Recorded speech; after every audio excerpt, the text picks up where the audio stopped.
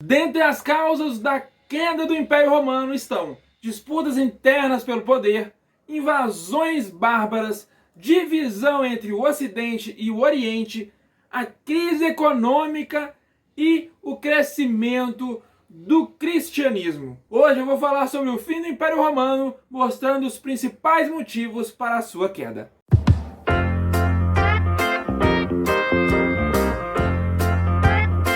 Opa, e aí gente, tudo bem? Eu sou o Igor, sejam muito bem-vindos ao canal Tudo Sobre Fatos. Hoje eu vou falar sobre o fim do Império Romano e mostrar as principais causas para essa queda. Mas antes, eu preciso pedir algumas coisinhas para vocês. Primeira coisa que eu vou pedir é que você deixe aí o seu like. O seu like é muito importante para o crescimento desse canal. Quero pedir para você também compartilhar o vídeo para que mais pessoas possam chegar até aqui, conhecer o nosso trabalho, conhecer os nossos vídeos e fazer com que o nosso canal aqui no YouTube só cresça a cada dia mais. Mais uma coisinha, queria pedir para você se inscrever no canal, se ainda não é inscrito. E, por último, queria pedir para você ativar o sininho de notificações para não perder nenhum conteúdo do nosso canal. Oficialmente, o Império Romano do Ocidente termina em 476 d.C., quando o imperador Rômulo Augusto é obrigado a abdicar em favor de Odoacro, chefe militar de origem germânica. A capital do Império, Roma, também sofreu as consequências da decadência. Foi saqueada pelas tropas de Alarico em 410 e posteriormente seria invadida por vândalos em 455 e ostrogodos. Bom, agora vamos falar sobre as principais causas do fim do Império Romano. Vamos lá, hein? Prepara aí que a lista vem, vamos embora.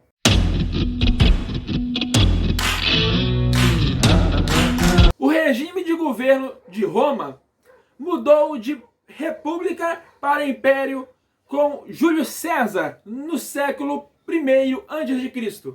No entanto, apesar de ter se proclamado imperador, César manteve algumas instituições da república, como o Senado. Nem todos os imperadores, porém, respeitaram o poder dos senadores.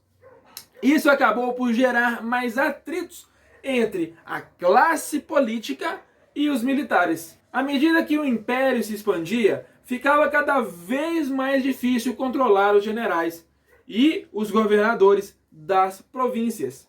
Não devemos esquecer, é claro, que o Império Romano chegou a ter 10.000 quilômetros de extensão, com territórios no norte da África, Oriente Médio e Europa Central. Assim, com um ótimo exército nas mãos, alguns generais se rebelaram contra o poder central, mergulhando o império em guerras civis.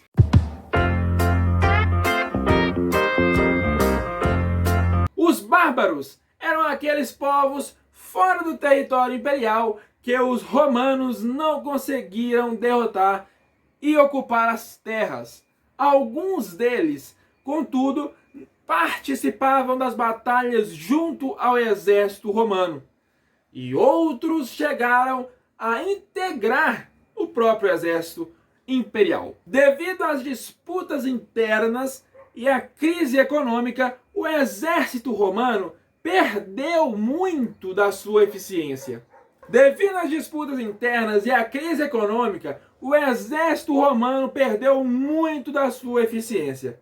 Assim, os bárbaros conseguiram derrotá-lo e expandir seu território pouco a pouco. Os chefes bárbaros, entretanto, faziam questão de conservar várias instituições romanas e muitos se convertiam ao cristianismo a fim de poder serem aceitos pelos antigos romanos. É bem interessante notar que os bárbaros acreditavam que eram os herdeiros do Império Romano e não seus destruidores.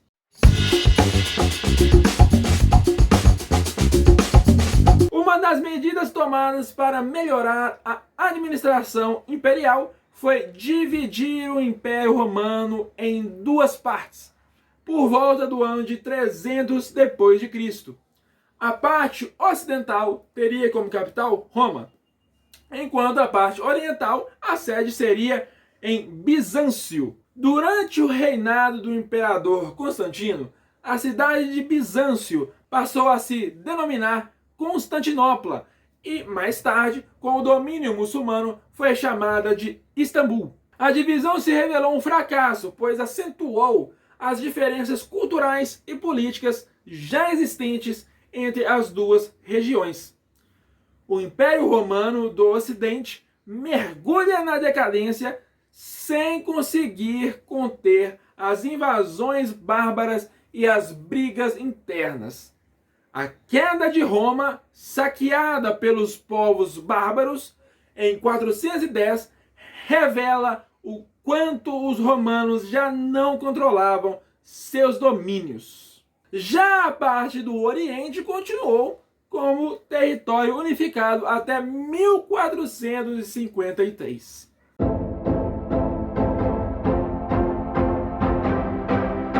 O crescimento econômico de Roma se baseava nas guerras de expansão, na capacidade de capturar pessoas para escravizá-las e, finalmente, de comercializar. A partir do momento em que não havia mais como expandir o seu território, também não era possível escravizar seres humanos. Deste modo, sem a mão de obra barata dos escravos, a economia começa a declinar. Por sua parte, o dinheiro para fazer as guerras e pagar os soldados escasseia. Uma das medidas para conter a crise econômica é fazer uma moeda de menor valor para pagar as tropas. A solução acaba gerando inflação e a moeda romana se desvaloriza, aumentando a crise no império.